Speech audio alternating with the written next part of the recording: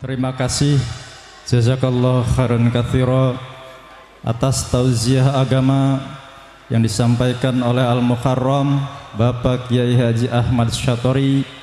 Semoga itu menjadi acuan bagi kita semua untuk lebih istiqomah lagi, lebih baik lagi ke depannya. Semoga Musholla Al-Fajar menjadi Masjid Al-Fajar menjadi masjid yang benar-benar akan dimakmurkan oleh masyarakat Blok Manggungan. Amin Allahumma amin ya Allah ya Rabbal alamin.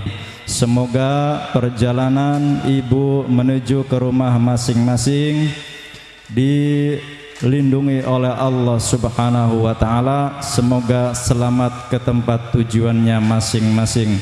Mari kita bersama-sama tutup acara ini dengan mengucapkan alhamdulillahi rabbil alamin. Sekian dari saya. Apabila selama saya menjadi pembawa acara dalam peringatan Maulid Nabi besar Muhammad Rasulullah sallallahu alaihi wasallam ada kata-kata yang kurang berkenan di hati ibu-ibu, bapak-bapak, saya atas nama diri pribadi mengucapkan permohonan maaf yang sebesar-besarnya dan sedalam-dalamnya.